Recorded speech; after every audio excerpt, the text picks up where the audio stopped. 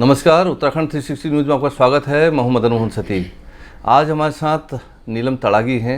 आप textile designer हैं। आपने बहुत कम उम्र में बहुत बड़ा नाम बना लिया है। आप कई एक्सपोर्ट हाउस के साथ जुड़ी हुई हैं। आप बनारस के हैंडलूम से भी जुड़ी हैं। उसके अलावा उत्तराखंड का जो पारंपरिक पहनावा है उस पर भी आपका काम है। आपका स्वागत है नीलम जी। धन्यवाद, बहुत बहुत धन्यवाद। आप रानीखेत से बिलोंग करती हैं। हाँ, आर्मी स्कूल में पढ़ाई की। हाँ, तो वहाँ ज़्यादातर आर्मी के लिए लोग पैशनेट रहते हैं। हाँ, आर्मी की सर्विसेज के लिए या सिविल सर्विसेज में भी लोग जाना चाहते हैं।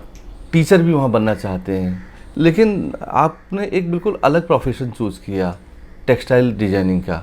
और ये फील्ड में जो बाहरी तौर पर हम लोग देखते हैं, इसमें बहुत कंपटीशन नज़र आता है। वाकई क्या इसमें इतना कंपटीशन है या इसमें संभावनाएं रोजगार की बहुत हैं? एक्चुअली मैं अपने बारे में बताऊं तो जब मैं रानीखेत में थी तो पहले तो पता ही नहीं था कि निफ्ट क्या होता है, टेक्सटाइल डिज़ाइनिंग या डिज़ाइनिंग क्या चीज़ होती है।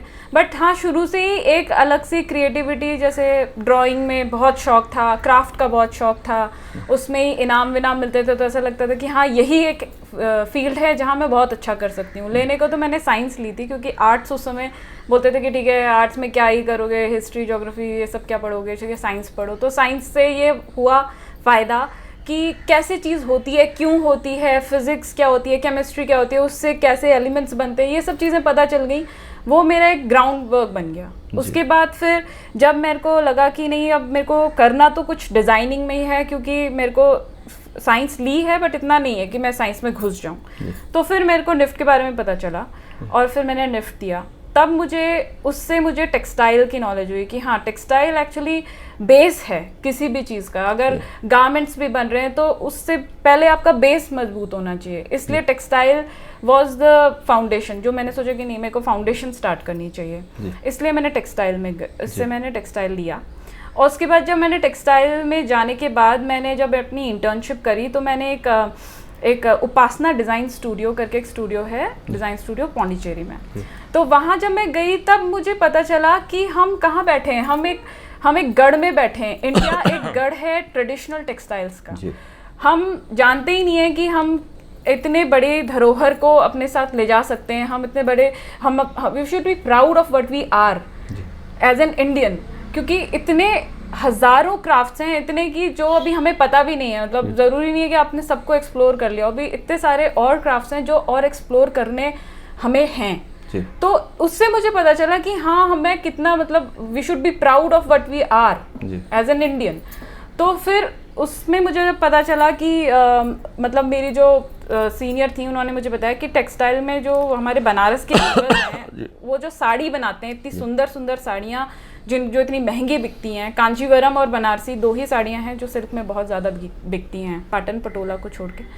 तो अब हमें फिर वहाँ के वीवर जो हैं वो लूम्स छोड़ के रिक्शा चला रहे हैं, ऑटो ड्राइवर बने हुए हैं। क्यों? क्योंकि हम नहीं पहन रहे, वो विदेशी आकर खरीद के जा रहे हैं मगर हम नहीं पहन रहे। तो हम क्यों नहीं पहन रहे? फिर पता चला कि आजकल की जो हम लोग जो मॉडर्न विमेन हैं, वो साड़ी पहनकर ऑफिस जाना is not easy for them, क्योंकि साड़ी पहनकर घर के काम या साड़ी पहनकर कोई भी काम, और वो भी बनारसी काम करी हुई साड़ियाँ, वो सिर्फ शादियों में ही चल सकती हैं। और फिर जब आजकल के जो मॉडर्न डिज़ाइनर्स हैं वो तो बनारसी साड़ियों को पर भी काम नहीं कर रहे हैं। तो फिर हमने धीरे धीरे शुरू किया कि हम कैसे टसर सिल्क और जो नॉर्मल सिल्क है उससे मिलाकर ऐसे कुछ प्रोडक्ट्स बनाएं।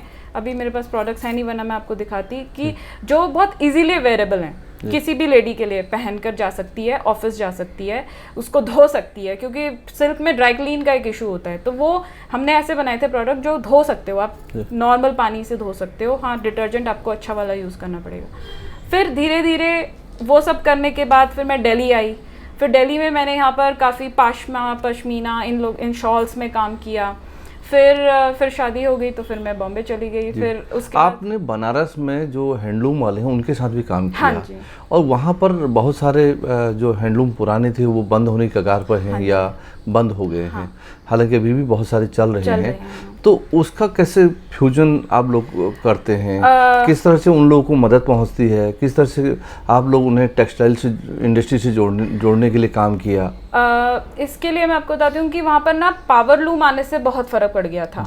पावर लूम में क्या हुआ था, उन्होंने सिल्क में काम करने के बजाय पावर लूम में, क्योंकि सिल्क का धागा बहुत जल्दी जल्दी टूटता है, तो हैंडलूम से छोड़ के लोग पावर लूम करने शुरू हो गए थे, क्योंकि उसमें थोड़ा सा फ्यूजन करके उन्हें थोड़ा सा ऐसा बना देते थे कि पावर लूम में चले, और नायलॉन पॉलिएस्टर ज़्यादा बिकना शुरू हो गया था। फिर हम जब वीवर्स के पास गए, जब हमने उनको समझाया, वो लोग वहाँ कुछ भी और काम कर रहे हैं, रिक्शा चला रहे हैं, वो आने को तैयार नहीं, क्योंकि मैडम हम बना तो लें, हमारा खरीदेगा कौन। तब हमने उनका खरीदना शुरू किया। पहले हमने as a Upasana design studio हमने उनकी चीज़ें खरीदनी शुरू करी कि ठीक है हम खरीद रहे हैं तुमसे, तुम बस बनाओ। फिर हमने उनको मॉडर्न डिज़ाइन के साथ, जैसे उनका जो जकार्ड था वो पुराने स्टाइल का जकार्ड था, अभी भी वो पुराने जकार्ड में ही करते हैं, क्योंकि पावर लूम जो उनके पास थे वो पुराने जकार्ड से ही चलते हैं।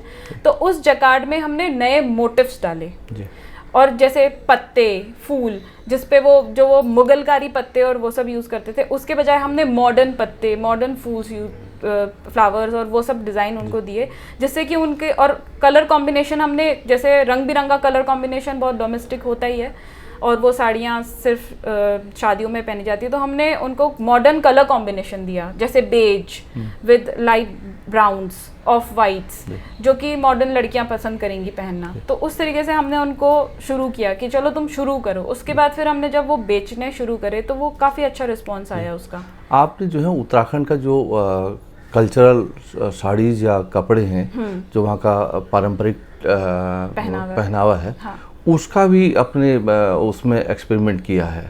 हाँ जी, तो उसका ये है कि अभी हमने जैसे उसमें मैंने जो पारंपरिक पहनावा है उत्तराखंड का, वो हम लोग जैसे शनील का लहंगा और वो सब है, तो वो मैंने अपनी शादी में खुद अपने लिए वो शनील का लहंगा और जो पिछौड़ा होता है उनका, हमारा ट्रेडिशनल पिछौड़ा, और वो सब मैंने अपनी शादी में खुद पहना, क्योंकि मुझे कुछ मॉडर्न लहंगा नहीं पहनना था, या मुझे कुछ, मैं एज अ टेक्सटाइल डिज़ाइनर, क्योंकि फैशन डिज़ाइनर तो चलो ठीक है ये कपड़ा पहन लो, ये मॉडर्न बना लो, ये थोड़ा सा मॉडर्न लुक देगा, बट मुझे वो ट्रेडिशनल जो लहंगा था उसे आगे बढ़ाना था। तो मुझे देखते देखते फिर मेरे काफ़ी सहेलियों ने मुझसे वो लहंगे बनवाए, और उस जरिए मैंने अपने शनील के लहंगे को थोड़ा, जो हमारे अपर हिमालयाज है उत्तराखंड का, हाँ, वहाँ का जो भोटिया पहनावा है, हाँ, या फिर उसे नीचे थोड़ा अगर हम आते हैं पिथौरागढ़ का या चमोली का, वहाँ का जो पहनावा है, हाँ, जो पारंपरिक है, हाँ, उसमें कलर भी हैं, हाँ, वो केवल ब्लैक या व्हाइट नहीं है, हाँ, वो उसमें बहुत सारे कलर भी हैं, तो उसका भी कभी एक्सपेरिमेंट करने की सोची आपने?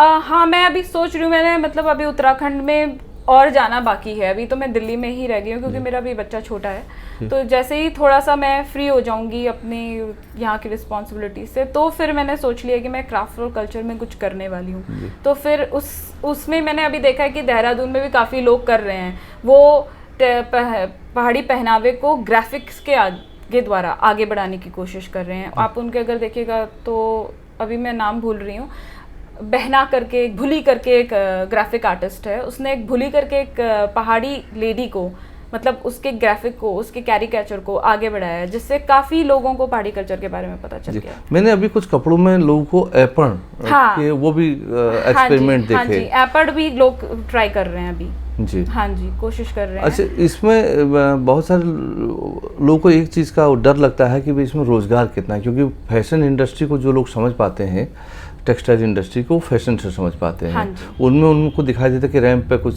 हाँ लोग चलते हैं, और उनके ड्रेस जो है वो काफ़ी महंगी बिकती है, हाँ, लेकिन वहाँ तक कैसे पहुँचा जाए, रोज़गार का क्या जरिया है? एक्सपोर्ट हाउस में अभी तक तो ट्रेडिशनल एक्सपोर्ट हाउस हैं, जहाँ पर कुछ लोग मशीन लेके बैठते हैं, हाँ, और वो कपड़े सिलते हैं और चले जाते हैं, लेकिन उसका जो उसको जो डिज़ाइन करते हैं या जो लोग उसमें एक्सपेरिमेंट करते हैं, उनके बारे में लोगों को जानकारी नहीं है। तो इसमें कितना रोज़गार का हम वो मान के चलते हैं कि अगर नए बच्चे जुड़ना चाहें तो रोज़गार के लिए कितनी बड़ी इंडस्ट्री है ये?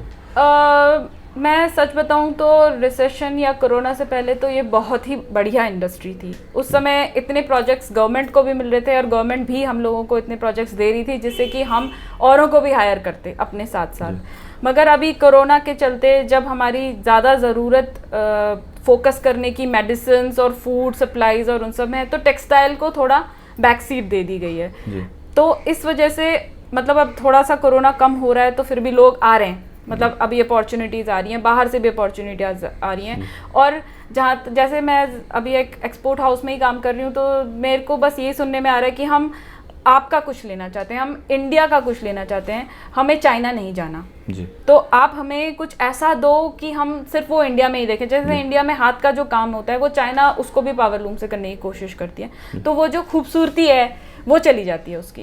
तो उस चक्कर में अब हम लोग जैसे हाथ का काम होता है, हाथ की एम्ब्रॉयडरीज होती हैं और जो आपका ब्लॉक वाला वर्क होता है, वो सब हम अपना कोशिश कर रहे हैं कि अब हम ये सारे ऑर्डर्स बाहर के ले लें। तो उस चक्कर में अब रोजगार थोड़े बढ़ रहे हैं जी। मैं कुछ टाइम पहले केरल गया था। हाँ जी। केरल में मैंने देखा कि हर 1 किलोमीटर बाद एक शॉप होती है जिसमें कपड़े के शॉप वो होती है, उनमें साड़ीज, कुर्ता या दूसरी चीज़ें वहाँ पर सेल होती है। जबकि अगर आप उत्तराखंड में जाएंगे तो यहाँ भी काफ़ी विविधता है, लेकिन यहाँ उस तरह की शॉप नज़र नहीं आती है। क्या फ्यूचर में आप या आपके जो एक्सपोर्ट हाउस हैं या ऐसा कोई प्लान है कि उत्तराखंड में भी लोगों को इस तरह से बढ़ावा दिया जाए ताकि आपकी नॉलेज वहाँ पर काम आ सके? मैं आपको सच बताऊं कि या सरकार के साथ कोई प्रोजेक्ट करने का आपका फ्यूचर में प्लान है? सरकार के साथ प्रोजेक्ट चल रहे हैं काफ़ी लोगों के, मैं भी कोशिश कर रही हूँ वैसे सच बताऊं तो प्रोजेक्ट चल रहे हैं, मगर वो बहुत हमारे जो जैसे केरला में क्या है ना कि जो वहाँ के गांव हैं वो बहुत भीड़ जगह में नहीं है। जैसे हमारे जो मेन गांव है वो काफ़ी ऐसी जगह में है जो कि पहुँचना मुश्किल है, डिफ़िकल्ट टू रीच।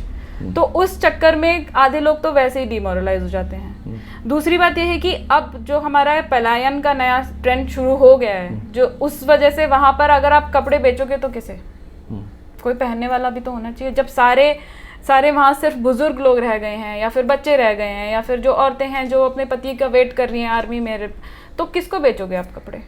केरला में तो फिर भी लोग रहते हैं, पहनते हैं, अपने ट्रेडिशंस को निभाते हैं। यहाँ पर तो सारे लोग तो या फिर रानीखेत से दिल्ली जैसे मैं ही आ गई हूँ तो आधे तो हम लोग पलायन के चक्कर में यहाँ आ चुके हैं, तो वहाँ पहनेंगे कौन अगर आप कपड़े लेकिन वहाँ का जो भी फोक है वो वहाँ का जो कल्चर है और या फिर वहाँ का जो पहनावा है, इस सब पर एक लंबे समय से बात हो रही है कि इसे बचाया जाए। हाँ, बचाना ज़रूरी भी है। और अब ये है कि काफ़ी टूरिस्ट जो अब कश्मीर ना जाके उत्तराखंड जाने की सोचते हैं, क्योंकि उन्हें ऐसा लगता है कि हाँ उत्तराखंड में ऐसी काफ़ी डेस्टिनेशंस है जो कि अनएक्सप्लोर्ड हैं। तो वो लोग जब जाते हैं तो मैं चाहती हूँ कि वो कुछ वहाँ से अपना लेकर आएँ जी, तो ताकि रोजगार बढ़े। फिर तो आप इस दिशा में कुछ सोच रही हैं? हाँ, मैं सोच रही हूँ काफ़ी। मैंने मेरे फादर का एक स्टे होम है रानीखेत में, तो मैंने उनको भी यही सलाह दी थी कि पापा जब आपके जो आपके वहाँ टूरिस्ट आते हैं जब वो जाएं तो आप उन्हें कुछ ऐसा टोकन दो वहाँ के लोगों का। जैसे हमारे वहाँ एक बगट का आर्ट होता है, बगट आर्ट,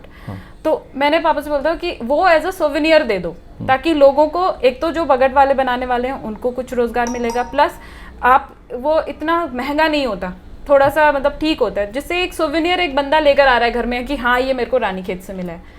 तो ऐसे ही कुछ होना चाहिए। मतलब जैसे मैं काफ़ी बहुत होटल्स हैं वहाँ पर, बहुत होटल्स हैं, बहुत रिजॉर्ट्स हैं उत्तराखंड में। तो मैं उन उत्तराखंड के रिजॉर्ट्स के मालिक को भी यही बोलूँगी कि आपका जो कोई अगर कस्टमर बहुत खुश है आपसे या कुछ है तो आप उसको कुछ ऐसा सोवेनियर दे दो, टेक्सटाइल का दे दो या जैसे पिछौड़ा दे दो, कुछ दे दो ऐसा जो कि वो लेकर आए अपने साथ और खुशी से रखे। तो इससे अब आपका ट्रेडिशनल टेक्सटाइल्स भी आगे बढ़ेंगे। थैंक यू नीलम जी, आपसे बहुत सारी बातें हुई और टेक्सटाइल के बारे में हमारे व्यूअर भी जान पाएंगे। Thank you very much.